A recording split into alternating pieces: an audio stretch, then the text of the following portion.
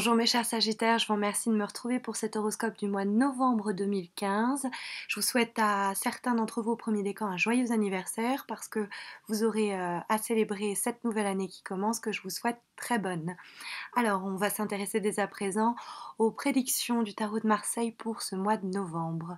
Alors, la première carte que nous avons tirée, qui nous parle des éléments positifs ce mois-ci, c'est la carte de la justice. Elle est là pour nous parler d'équilibre.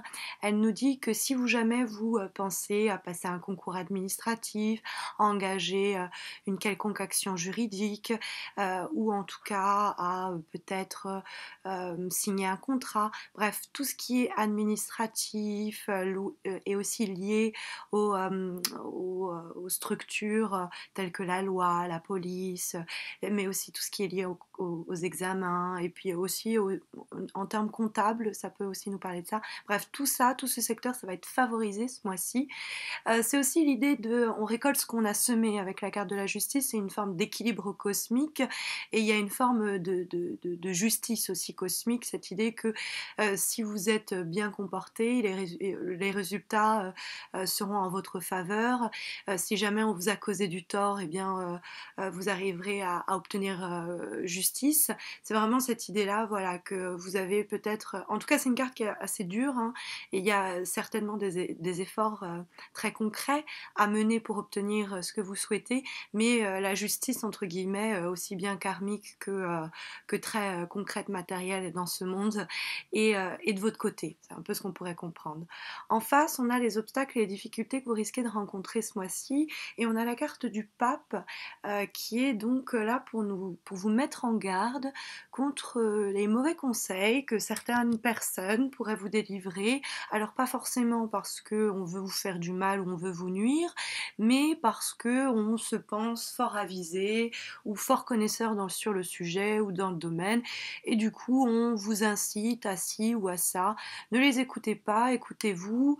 Il y a peut-être aussi quelqu'un, une instance supérieure, que ce soit de façon hiérarchique dans le domaine professionnel, ou alors une personne qui a une forme d'autorité sur vous, ou qui pourrait exercer une forme d'autorité sur vous, qui pourrait vous mettre un peu des bâtons dans les roues ce mois-ci, c'est possible également. Donc faites attention à ça, les personnes de mauvais conseils, ou les faux prophètes, hein, ceux qui vous disent d'agir d'une certaine façon, et puis qui derrière se conduisent d'une autre manière. Donc faites attention à ça. La carte du pape sur le domaine aussi plus sentimental, ça peut vous mettre en garde contre une officialisation de relations. C'est la carte du mariage, donc ça peut nous parler de divorce, c'est vrai, de problèmes dans une relation de long terme. Donc c'est vrai, ça pourrait aussi nous parler de ça, parce que les deux cartes qui se font face, à la justice et le pape, peuvent nous parler de divorce, ou dans le domaine professionnel de démission ou licenciement. C'est vrai que ça pourrait nous parler de ça.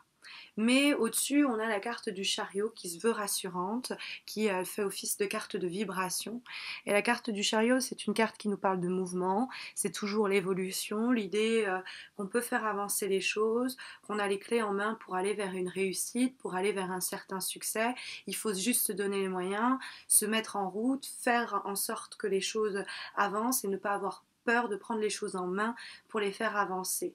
Mais on a cette idée de quand même de nouvelles aventures dans laquelle on a envie de peut-être se lancer, ou en tout cas un vent nouveau qui pourrait comme ça ressouffler. C'est aussi apparu pour les scorpions, surtout avec la carte du battleur qui lui fait face. Donc si jamais vous avez des ascendants ou vous partagez votre vie avec un signe sagittaire, je vous invite à un signe scorpion, pardon, je vous invite à regarder l'autre vidéo. La carte qui fait office de réponse, c'est la carte du battleur, enfin de réponse, de tendance majeure pour ce mois de novembre, et c'est une carte qui nous parle de préparation. Vous êtes à l'aube d'un renouveau, c'est un peu la porte que l'on ouvre doucement, mais vous êtes encore dans l'étape de préparation, parce que le battleur, c'est le nouveau-né qui arrive sur Terre avec plein d'idées, plein de volontés. Il est dynamique, volontaire, et il veut y arriver, il veut se lancer dans cette nouvelle quête, il veut commencer ce nouvel emploi, cette nouvelle activité, cette nouvelle relation, ce nouveau projet, bref. Mais on en est encore à la phase de préparation, pas aller plus vite que la musique avec la carte du battleur, le battleur, qu'est-ce qu'il fait? Il est en train d'assembler sur sa table l'ensemble des outils qui vont lui permettre de mener à bien sa quête. Mais il en est au stade de la préparation, où il rassemble son savoir-faire, ses compétences, etc., pour lui permettre de justement arriver à mener à bien sa quête. Donc son projet, son aventure, sa relation, son histoire, etc. Donc on a envie d'y aller, mais on est juste au début. Les idées prennent forme, mais on en est encore à un stade plus embryonnaire où les choses commencent doucement à décanter. Voilà ce qui est pour le mois de novembre. J'en profite pour vous inviter à vous abonner à ma chaîne YouTube si ce n'est pas encore fait. Et puis aussi à vous signaler que j'ai eu la chance d'être sélectionnée dans le cadre de la Nuit de la Découverte par France Culture. L'émission radiodiffusée dans la nuit de dimanche 25 au lundi 26 octobre. Passé cette date, la vidéo de la diffusion de ce podcast sera disponible sur ma page YouTube. C'est un nouveau projet proposé comme ça à la radio d'un taroscope, d'un horoscope cinéma et tarot. Donc je vous invite à le découvrir sur ma page ou sur France Culture. Et puis je vous invite aussi à me suivre sur Facebook où j'organise chaque mois un concours pour permettre aux gens qui me suivent de remporter un tirage personnalisé gratuit. Donc retrouvez-moi également là. Alors bien, je vous souhaite encore à tous un très bon mois de novembre. Et puis je vous retrouve à la fin de ce même mois de novembre pour les horoscopes de décembre. À très bientôt, j'espère.